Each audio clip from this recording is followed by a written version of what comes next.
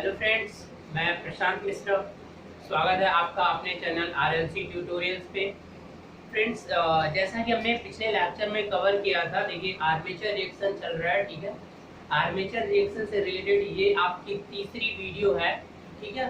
तो यहाँ पर आज हम जो बात करने वाले हैं, आज का जो टॉपिक है वो है कि जो आर्मेचर रिएक्शन है आप उसे किस तरीके से रिड्यूस कर सकते हो। जब भी आप मशीन पे लोड लगाओगे तो आपका जो आर्मेचर रिएक्शन है ये एंड तो नहीं होगा, ठीक है, बट आप इसे रिड्यूस कर सकते हो। आपके पास बहुत सारे ऐसे मेथड्स हैं और इसके पहले हमने डिस्कस भी किया था। आज एक और छोटी सी बात बता दें कि जो पीछे हमने क्या किया था कि हमने ब्रश शिफ्ट करने की हमें प्रॉब्लम क्यों आई थी, क्योंकि वहां पे मेन प्रॉब्लम था आपकी जो कम्यूटेशन प्रॉब्लम थी, वो आने की वजह से आपने ब्रश शिफ्ट करके देख लिया था। लेकिन जब आप ब्रश शिफ्ट कर रहे थे तो क्रॉस मैग्नेटाइजिंग के बाद से आपका डीमैग्नेटाइजिंग इफेक्ट देखने को आपको मिल रहा था। तो इसलिए आप ब्रश शिफ्ट करके, लेकिन उसका भी उपाय था आपके पास। आपने क्या किया कि डीमैग्नेटाइजिंग को एंड करने के लिए आपने कुछ एक्स्ट्रा टर्न क्या हुआ, फील्ड कॉइल पे ऐड कर दिया। अब वहां पे मैंने ये भी बताया था कि कुछ एक्स्ट्रा टर्न्स आप सीरीज में करके क्रॉस भी एंड कर सकते हो, but that are not a proper way, ठीक है। वो आपका प्रॉपर वे नहीं है। क्लियर है?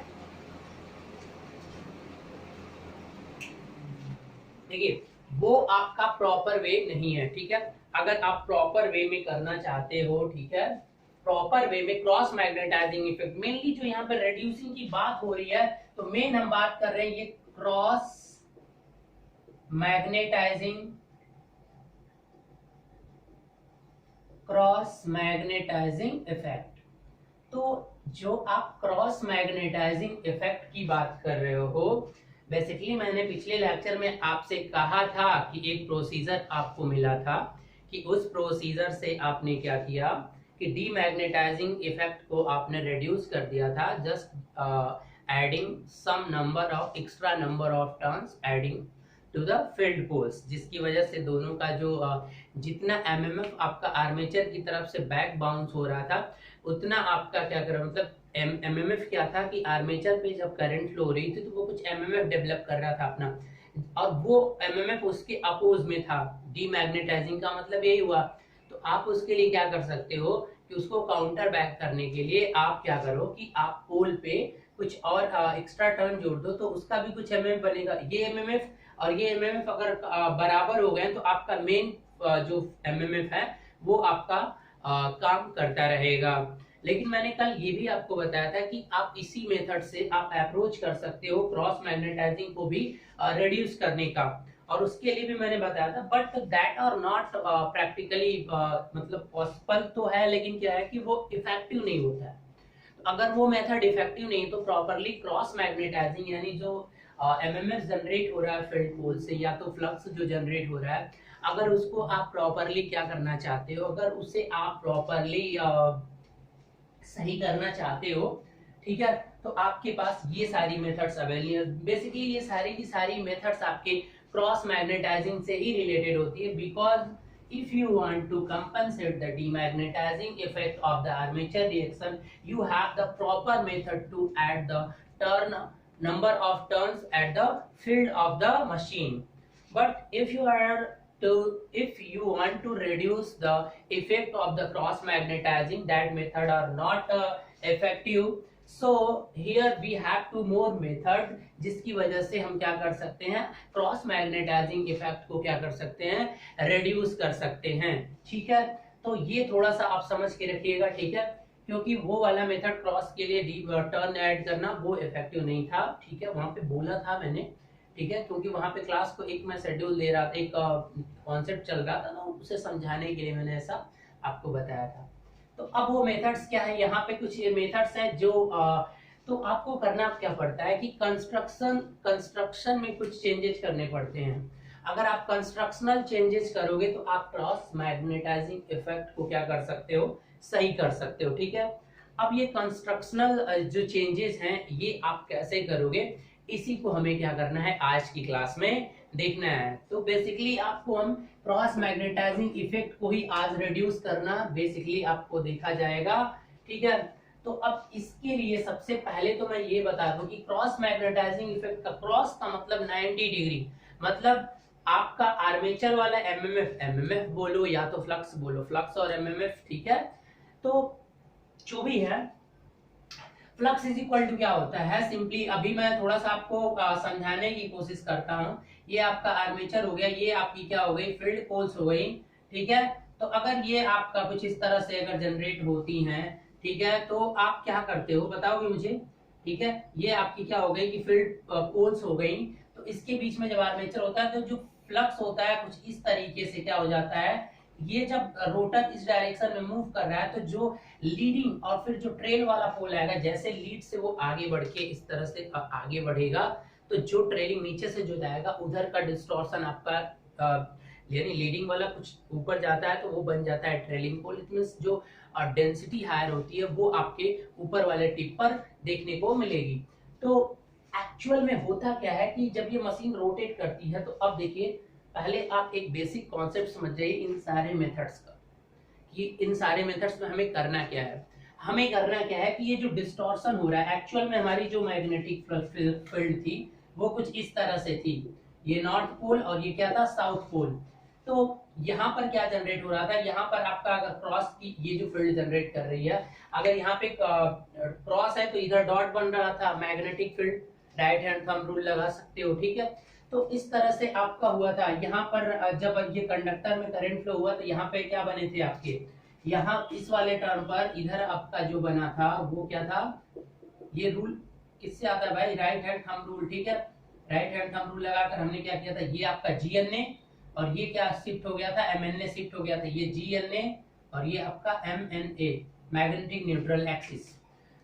तो अगर हम यहाँ पे बात करते हैं तो हमें ये जो डिस्टॉर्शन हो रहा है इसी को एंड करना है, ठीक है।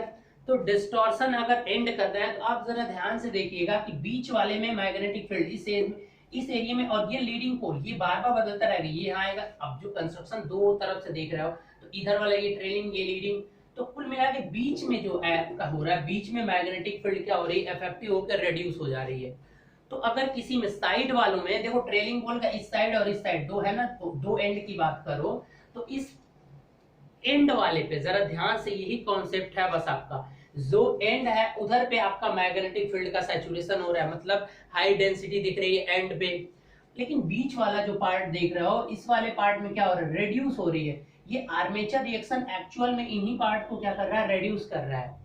तो अगर किसी तरीके से हम उसके कंस्ट्रक्शन में कहीं भी इससे किसी के कंस्ट्रक्शन में कुछ ऐसा इम्प्रूवमेंट कर दें जिससे कि जब स्टार्टिंग वाला जो है वहां पे रिलक्टेंस हाई हो जाए, इनके पे रिलक्टेंस हाई हो जाएगा तो शायद ये यूनिफॉर्म डिस्ट्रीब्यूट होने लगेंगे, और बीच वाले का रिलक्टेंस कम रख देंगे।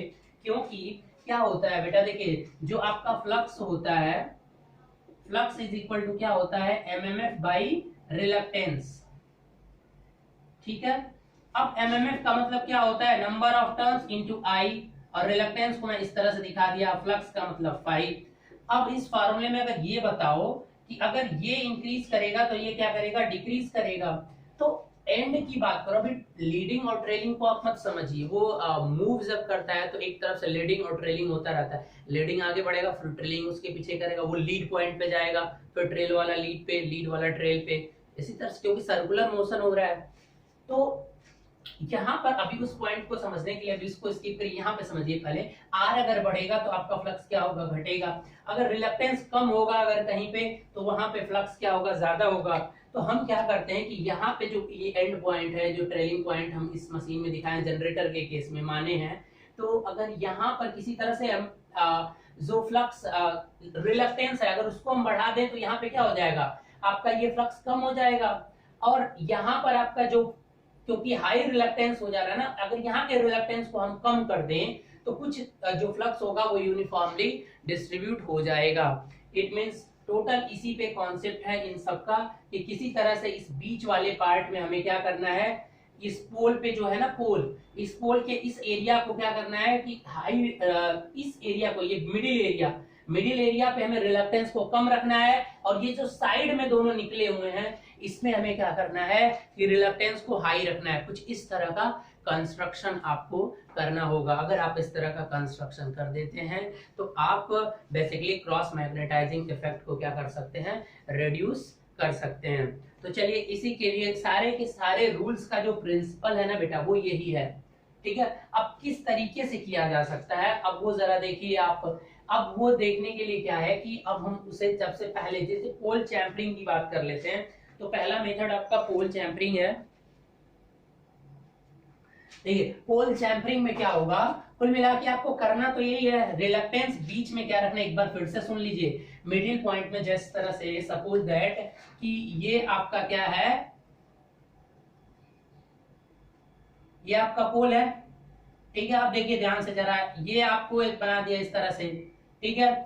अब हमें क्या करना है कि जो यूनिफॉर्मली, देखो बेटा ये अगर हम बात करें तो इसके और इसके अगर ये नॉर्थ पोल है तो इसके रेंज में क्या बनेगा, क्रॉस, ये कुछ मैग्नेटिक फील्ड। अब ये कहां से आ गया भाई, सर्कुलर चीज है ना, उसे एक्सपेंड कर दो, लीनियर बना दो समझने के लिए। तो अब इसके अंदर में जो भी आएगा तो ये फील्ड आएगा। तो अब हमें क्या करना है कि इसके बीच वाले, क्योंकि आर्मेचर रिएक्शन ने ट्रेल वाले पॉइंट पे क्या कर दिया है, मैग्नेटिक को इंक्रीज कर दिया है, ठीक है, ठीक है ना। तो हमें उसे ही बैलेंस करना है कि ताकि फिर से जो है वो सही हो जाए। तो हमें क्या करना पड़ेगा कि इस वाले रेंज को हमें क्या करना पड़ेगा, यहाँ के बीच को, यहाँ पे जो यहाँ पर आपको दिख रहा है ना, ये यहाँ पे, यहाँ से लेके यहाँ तक का रिलक्टेंस क्या होना चाहिए, कम होना चाहिए। और ये यहाँ से यहाँ तक जो एंड बाहर निकला हुआ उसका रिलक्टेंस क्या होना चाहिए, अधिक होना चाहिए। तो एक बात बताओ, एयर गैप अगर आप बढ़ाओगे तो रिलक्टेंस भी क्या होता है, एयर गैप का रिलक्टेंस क्या होता है, बढ़ता है। तो अगर आपने एयर गैप को, अब यहाँ पे देखिए यूनिफॉर्म है, यहाँ पे यूनिफॉर्म है, तो यहाँ पर आपको आर्मेचर रिएक्शन का इफेक्ट, पहला वाली प्रोसेस चल रही है अभी, इसकी बात हो रही है।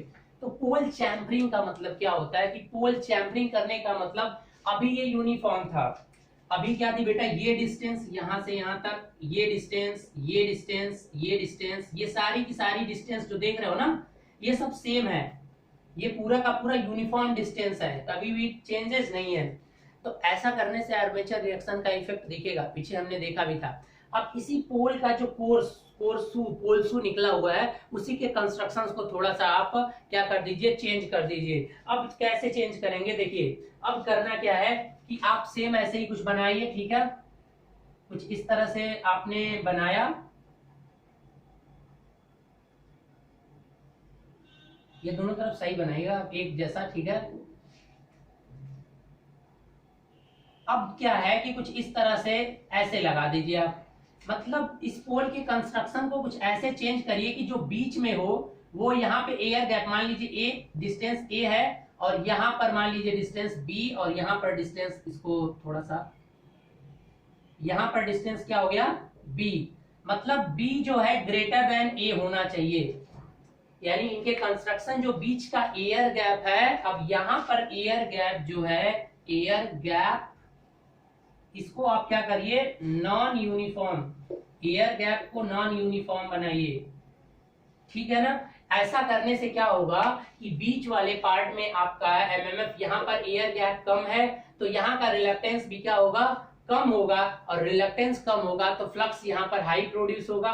और साइड में जो ट्रिपिंग, जो आर्मेचर रिएक्शन की वजह से डेंस हो रही थी, क्या डेंस क्या हो रही थी आपकी, मैग्नेटिक फ्लक्स, तो उसे क्या करेगा, हाई रिलक्टेंस की वजह से वो रिड्यूस हो जाएगी, और यहाँ पर ज्यादा होगा तो फ्लक्स लगभग क्या हो जाएगा, यूनिफॉर्म हो जाएगा। पूरी तरह से पहले जैसा नहीं हो सकता, लेकिन क्या हो जाएगा, रिड्यूस हो जाएगा।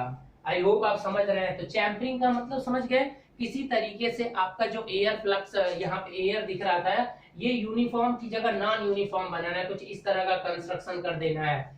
समझ में आया, कुछ इस तरह का क्या कर देना है, कंस्ट्रक्शन आपको कर देना है, जिसकी वजह से ऐसा हो जाए।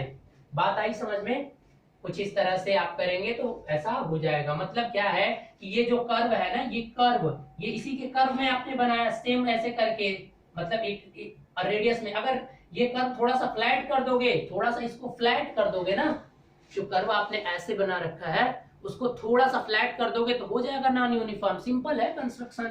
मतलब मान लीजिए कोई, देखिए इस तरह की आपकी चीजें इस तरह से जुड़ी है, अब सेम इसी रेडियस पे, इसको थोड़ा सा ऐसे फ्लैट कर दीजिए, ऊपर वाला जो पोल्स हुआ है उसको थोड़ा सा फ्लैट कर दीजिए, तो क्या होगा कि साइड में जो एयर गैप होंगे वो क्या हो जाएंगे, इंक्रीज कर जाएंगे। और साइड वाले एयर गैप अगर इंक्रीज कर रहे हैं तो आपका एमएमएफ क्या हो जाएगा, सॉरी रिलक्टेंस वहां पे क्या हो जाएगा, बढ़ जाएगा, तो साइड वाले का फ्लक्स घट जाएगा, और वही काम हमें करना है। तो ये कहलाता है चैम्परिंग, पोल चैम्परिंग, इसी को बोलते हैं पोल चैम्परिंग। ठीक है, तो ये आपको पोल चैम्परिंग तो समझ में आ गया होगा। अब हम इसके बाद बात करते हैं पोल चैम्परिंग, तो आपकी क्लियर हो गई। तो ये पहला मेथड है। ठीक है, कुल मिला के हमें यही करना है, रिलक्टेंस को बीच में कम रखना है और साइड में हाई करना है किसी तरीके से थोड़ा सा, ताकि हमारा जो डिस्टॉर्शन हुआ है फ्लक्स में वो रिड्यूस हो जाए। चलिए अब दूसरे मेथड की बात करते हैं। तो दूसरे मेथड में क्या है कि दूसरे मेथड में भी हमें, हमारा प्रिंसिपल वही है, साइड में हमें रिलक्टेंस को हाई रखना है, मतलब साइड में किसी तरह से एयर गैप ज्यादा होना चाहिए, क्योंकि एयर गैप ज्यादा होगा तभी रिलक्टेंस क्या होगा, ज्यादा होगा। चलिए अब दूसरे पॉइंट पे आते हैं, पोर पोल स्लॉटिंग। कोर पोल स्लॉटिंग का मतलब क्या है कि अब जो ये कोर बनता कैसे है बेटा, ये जो कोर बनता है इसके बारे में जरा बताइएगा। बताइए, कोर जो बनता है इसके बारे में अगर थोड़ा सा आपसे पूछा जाए तो आप क्या बताएंगे। देखिए, अगर पोल कोर की बात होती है तो आपका पोल कोर कैसे बनता है, पोल कोर कुछ इस तरह से बनता है आपका।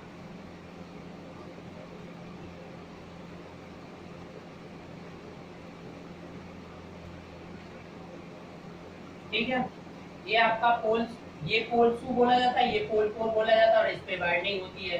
या एक और तरीके से इसको बनाया जाता है, ठीक है, सिंपल सा ऐसे करके इस तरह से आप ऐसे ऐड कर लीजिए। ठीक है, कोई भी कंस्ट्रक्शन बना सकते हैं आप, दो तरीके से ये बनाया जाता है। तो मान लीजिए ये कंस्ट्रक्शन आपने बनाया और इसके पीछे बहुत सारी पत्तियां, एक ये हुआ, इसके पीछे ये, इसके पीछे ऐसे बहुत सारे क्या होते हैं, लेमिनेशन किया हो जाता है। आपको पता है, बताया था शुरू में, जो भी ये कोर बनता है ये लेमिनेटेड कोर होते हैं। तो जो पत्तियां लेमिनेशन करनी है ना, तो इस पत्तियों को हाफ हाफ में डिवाइड करो। देखो ध्यान से देखना कि ये जो पत्ती हाफ पार्ट है ना इसका, ये पूरा, इसको तो पूरा आप उठाना, और ये वाला जो पार्ट है कुछ इस तरह से, और ये हाफ इधर वाला राइट वाला पार्ट हो गया। इसी को मैं दो पार्ट में, और एक क्या हुआ कि अगर हमने क्या किया कि सेम अगर ऐसे बना दिया, और देखिए ध्यान से, और ये ठीक है, इतना बड़ा तो नहीं था ना पीछे, तो जितना था उतना ही कर दीजिए। एक ये हो गया। अब इस तरह की दो फाइल बनाइए, एक फाइल ये, अब एक ऐसा वाला ऐड करिए, इसको फिर यहाँ पर ऐड कर दीजिए। ठीक है, ये दोनों तरह का सेम है भाई, आप कंफ्यूज मत हो जाना, इसलिए मैं थोड़ा सा लंबा हो जा रहा है ना ये।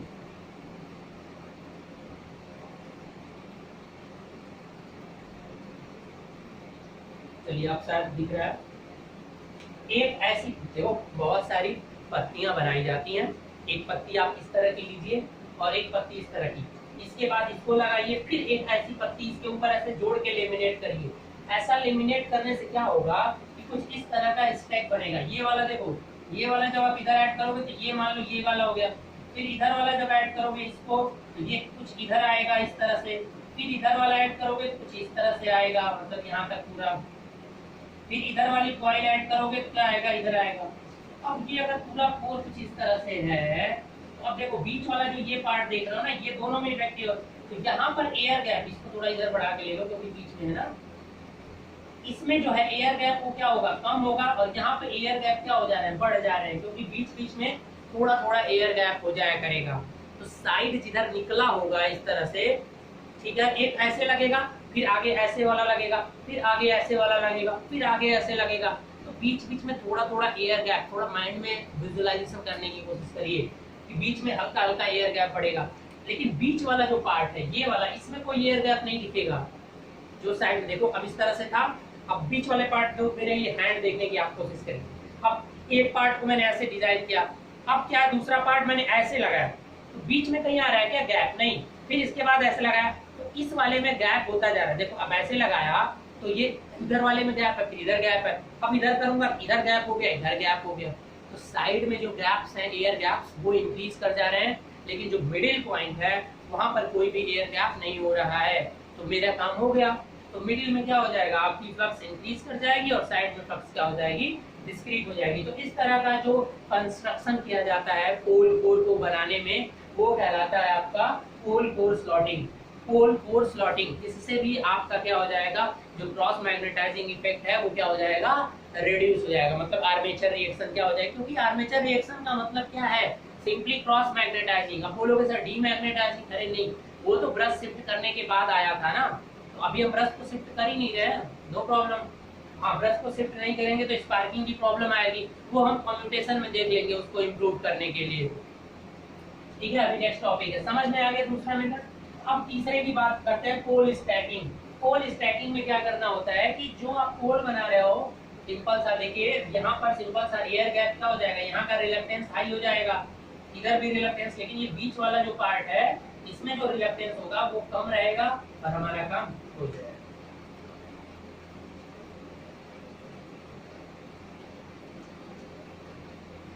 चलिए अब हम तीसरे की बात करते हैं, दूसरा भी हो गया, तीसरा पोल स्टैटिंग, पोल स्टैकिंग।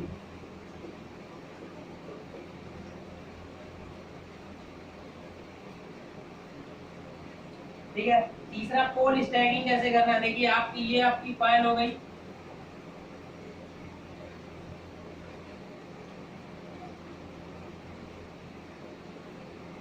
ये आपका पोल शू हो गया।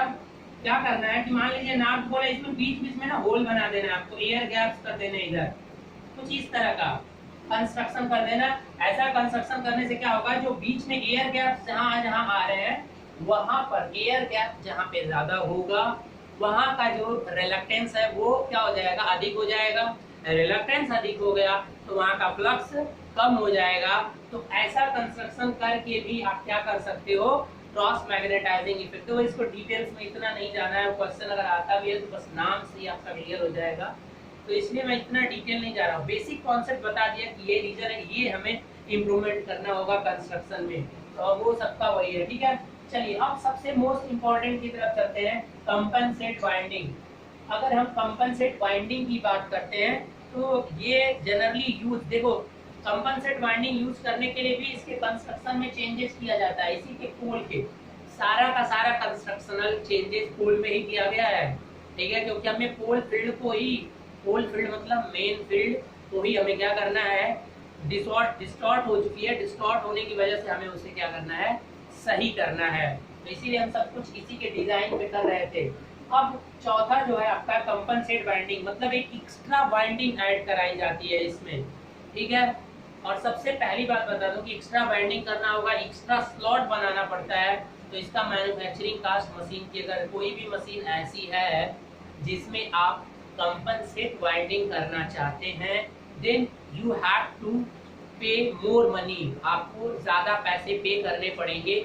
इसलिए अगर कोई मशीन आपके पास अवेलेबल है कम वोल्टेज रेटिंग, कम पावर रेटिंग में, तो वहाँ पे प्रीफर नहीं किया जाता है। नॉर्मल ऑपरेशन अगर किसी मशीन, डीसी मशीन से कराना है तो वहाँ पर कंपनसेट वाइंडिंग यूज नहीं की जाती है।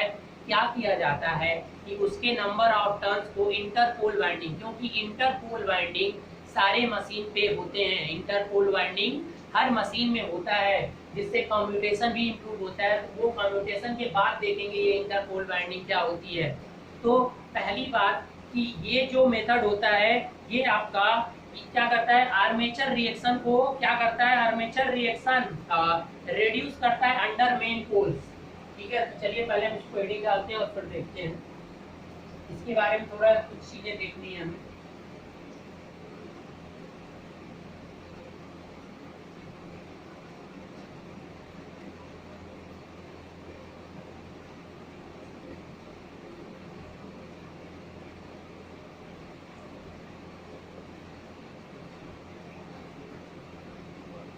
चलिए पहले तो देख लेते हैं कि डिजाइन कहाँ पे लगाया जाता है। ये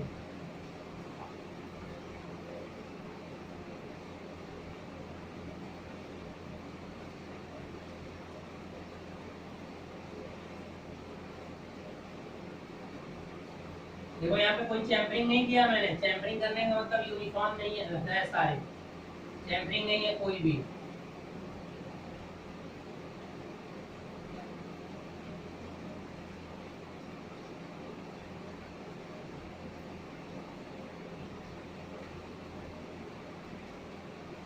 ठीक है, देखिए जब आर्मेचर रिएक्शन आता है, ये आपका जीएनए ज्योमेट्रिकल न्यूट्रल एक्सिस, यहाँ पर ये जो स्लॉट्स मैं बना रहा हूँ ये सारे कंडक्टर के स्लॉट्स हैं, आर्मेचर के स्लॉट्स हैं जिसमें कंडक्टर्स रखे गए हैं। ये आपका डॉट मतलब क्या होता है कि आउट ऑफ पेज और ये इनटू द पेज होता है। ये डायरेक्शन कैसे पिछले 3 क्लासों से समझ में आ रहा है। इसी को हमें निरस्त करना है तो हम क्या करते हैं कि कुछ एक्स्ट्रा टर्न, ये आपका नॉर्थ पोल होता है, ये क्या होता है साउथ पोल, इसमें हम क्या करते हैं कि कुछ बाइंडिंग इसमें स्लॉट्स बनाते हैं इसके पोल्स में। जो आपका ये पोल शू है ना, इस पोल शू में क्या किया जाता है,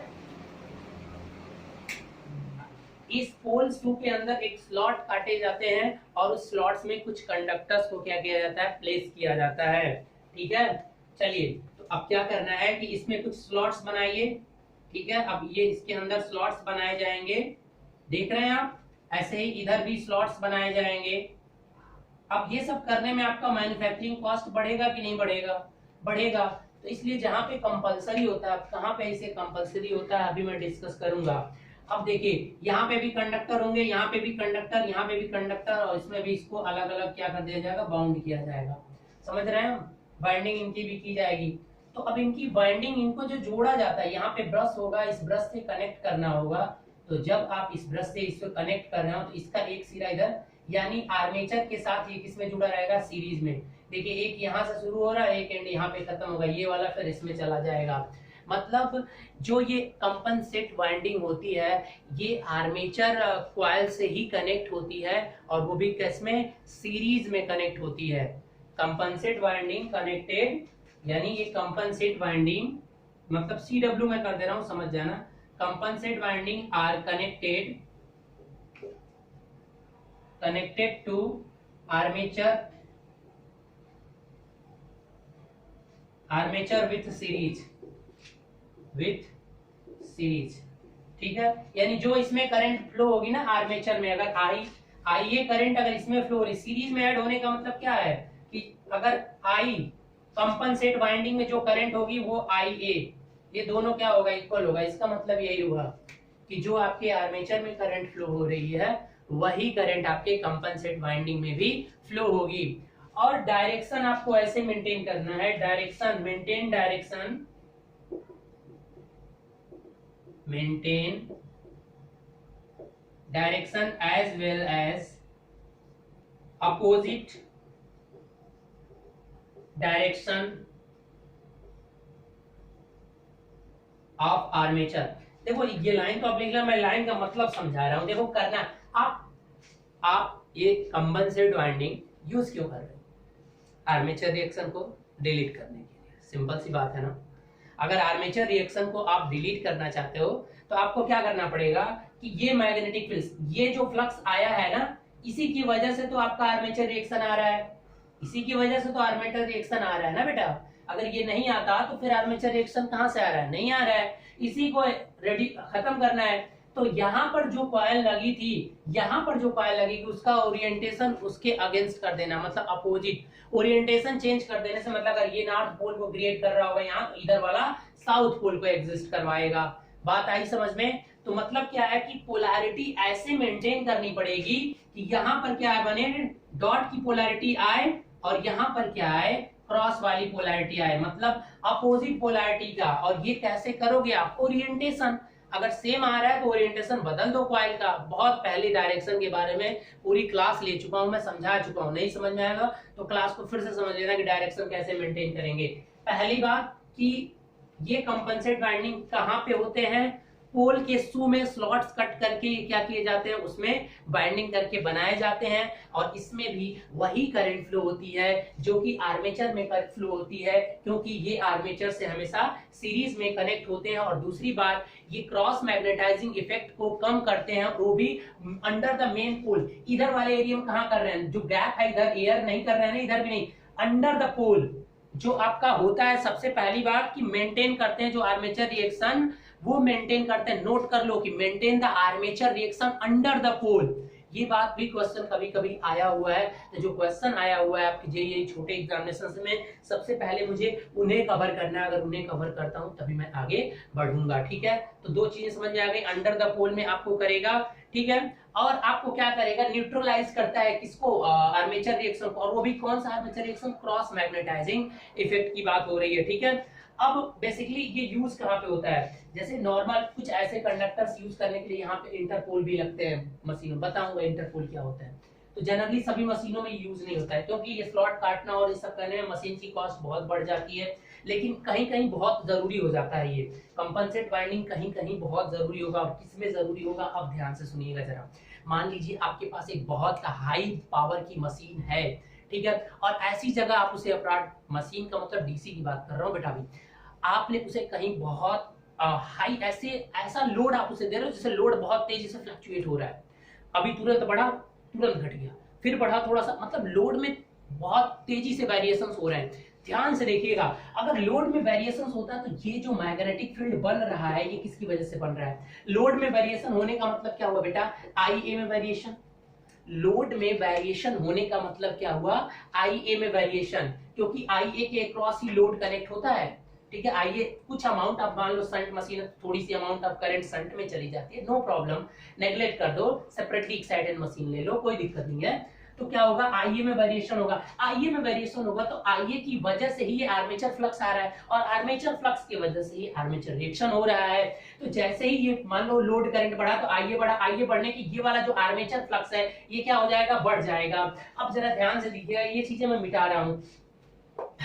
आर्मेचर रिएक्शन को कम करने का मतलब क्या है, आर्मेचर रिएक्शन आपका इस डायरेक्शन में होती है, फ्लक्स आपका इस डायरेक्शन में होता है। अगर ये जो मैग्नीट्यूड है ये फाई ए, अगर इसे कम करते जाओ, अगर ये किसी तरह से रिएक्शन फ्लक्स ही कम हो जाए, ये बहुत इतू सा हो जाए, मतलब इतना सा, तो अब रिजल्टेंट क्या हो जाएगा, रिजल्टेंट कुछ तो इतने को लगभग कांस्टेंट मान ही लिया जाता है, कोई दिक्कत नहीं, मतलब फाई ए को ही कम करना आपका टारगेट होता है। यानी क्रॉस मैग्नेटाइजिंग इफेक्ट को कम करने का अगर यहां से देखो तो मतलब यही होता है कि किसी तरह से आपके जो वाइंडिंग, आर्मेचर वाइंडिंग में जो फ्लक्स प्रोड्यूस हो रहा है उसको आप किसी तरह से क्या कर दो, रिलीज करके कम कर दो।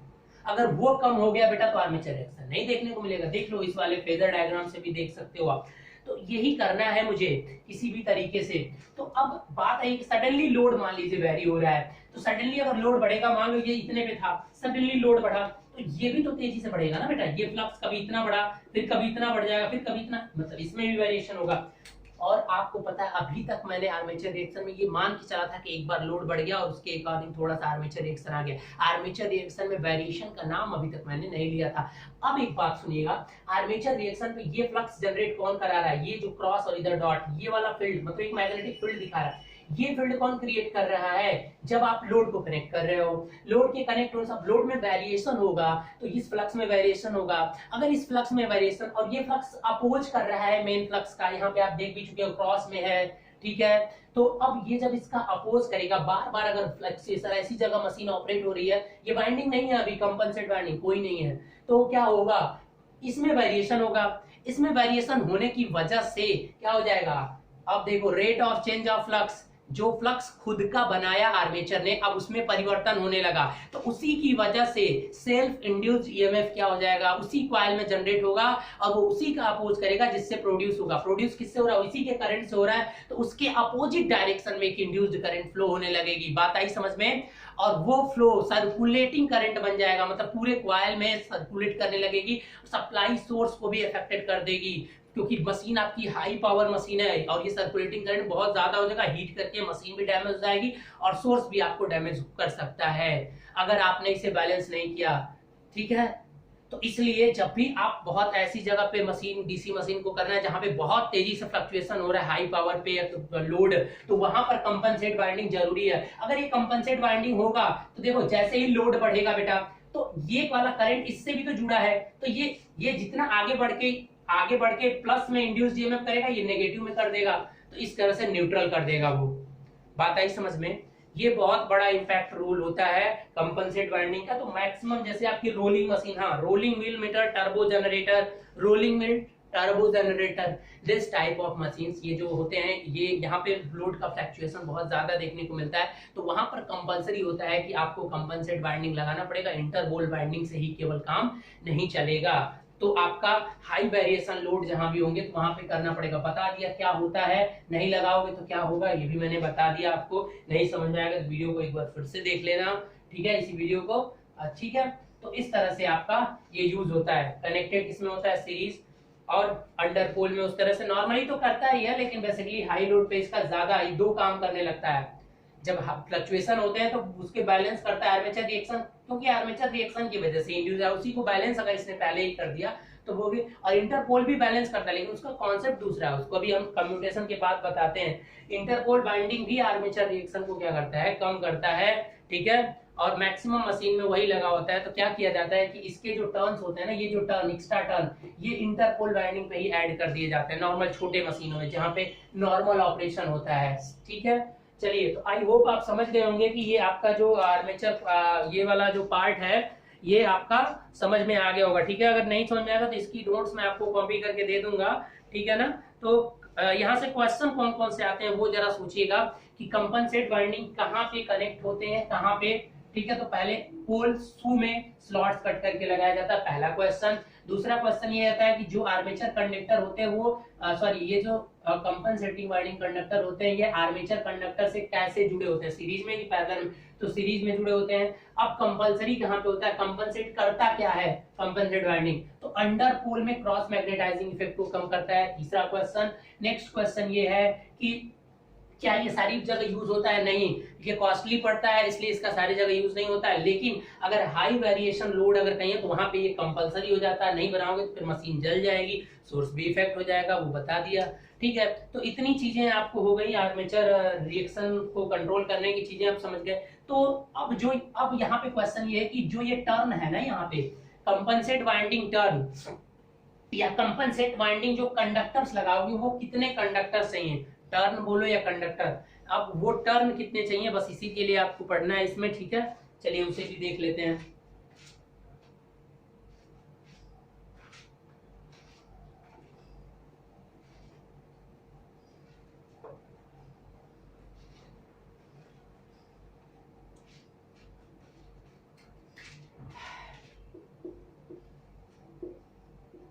रिक्वायर्ड कंपनसेट वाइंडिंग कंडक्टर्स, ठीक है। मान लीजिए जेडसी है, जेडसी क्या है, number of conductors, compensate winding, C से मतलब कंपनसेट, जेडसी मतलब वो कंडक्टर्स जो कि आपके कंपनसेट वाइंडिंग में लगे हुए हैं, ठीक है। तो कितना चाहिए, एक बात बताइए, ये कर क्या रहा है, ये 2 एमएमएफ को बैलेंस ही तो करना है, आप कैसे सिलेक्शन करोगे, पहले तो आप आर्मेचर में जो एमएमएफ प्रोड्यूस हो रहा है, यानी आर्मेचर एमएमएफ जब टोटल का टोटल अगर cross magnetizing at balance condition, at balance condition, at balance condition क्या होगा, एमएमएफ क्या हो जाएंगे, कांस्टेंट हो जाएंगे, मतलब armature MMF is equal to compensate winding MMF. तो देखिए जरा, आर्मेचर एमएमएफ निकालोगे तो क्या हो जाएगा, number of turns in armature, ठीक है, number of turns in armature. तो नंबर ऑफ टर्न्स की जगह अगर नंबर ऑफ टर्न्स के फॉर्म में न लिख के आप, चलो ठीक है लिख दो कोई नहीं, n/2 ये नंबर ऑफ टर्न्स मान लीजिए n, ठीक है ना, n/n कर लीजिए, number of turns into MMF का मतलब Ia हो गया, is equal to compensate winding का जो टर्न है वो आप nc मान लीजिए, और इनटू दोनों में करंट तो सेम फ्लो होगी ना बेटा, बता दिया था अभी पहले, तो ये इससे क्या हो जाएगा, खत्म हो जाएगा। अब क्या करना है कि पर पोल की अगर बात होती है तो यहाँ पर थोड़ा सा आपको एक चीज समझनी पड़ेगी कि ये जो कंडक्टर्स हैं पर पोल में आते हैं, यानी उधर क्या होगा कि आपको मतलब पर पैरेलल पाथ पे चाहिए, यानी ये करंट जो इधर आती थी ये पर पैरेलल पाथ चाहिए, नहीं अच्छा इधर नहीं, इधर ये जो आएगा ये पर पैरेलल पाथ होना चाहिए, क्योंकि कोई भी मशीन होती है तो वहां पे पैरेलल पाथ भी होते हैं। तो इस तरह से अब क्या करिए कि अपने मन से यहाँ पर क्या कर दीजिए, नंबर ऑफ टर्न्स आए हैं तो अब इसको जेड में बदल दीजिए, तो जेड में भी तो बदल सकते हैं, दोनों साइड टर्न है तो दोनों साइड क्या कर सकते हैं, जेड भी लिख सकते हैं। तो नंबर ऑफ कंडक्टर मान लीजिए जेड, ये जेड जो है आर्मेचर कंडक्टर है, और डिवाइडेड बाई ए और इज इक्वल टू ये कंडक्टर, तो यहाँ जेड सी कर दीजिए, ये भी तो हो सकता है, यानी Z C is equal to Z by A. अगर पर पैरेलल पाथ की बात करें, पर पोल, तो पोल से भी डिवाइड कर दीजिए, तो Z C is equal to क्या हो जाएगा, जेड बाई ए पी। ये आपका इतने कंडक्टर आपको चाहिए। बैलेंस कराने के लिए आपको जो कंपनसेट वाइंडिंग कंडक्टर चाहिए वो armature conductor divided by armature का जो आर्मेचर पाथ बोला जाता है, और पोल कितने हैं, ठीक है। अब एक फैक्टर होता है, देखो अब एक जरा ध्यान से बात सुनिएगा, इतनी चीज समझ में आ गई? तो अब जरा ध्यान से सुनिएगा, एक चीज और बचा हुआ है यहाँ पे, ये तो हो गया, एक फैक्टर आता है। अभी मैंने आपसे क्या बोला कि जो आर्मेचर रिएक्शन का जो कंपनसेट वाइंडिंग होती है, ये क्या करती है, उसके अंडर द पोल वाले में, अंडर पोल वाले में ही डिलीट करती है, लेकिन जो छोटा सा पार्ट एयर गैप का बच रहा था वहां पर नहीं कर रहा था, इसलिए उस छोटे वाले पार्ट को नेग्लेक्ट करने के लिए पोल आर्क बाई पोल पिच का फैक्टर से मल्टीप्लाई करना पड़ेगा। सो इन प्रैक्टिकली फाइनली फार्मूला बता दे रहा हूं। तो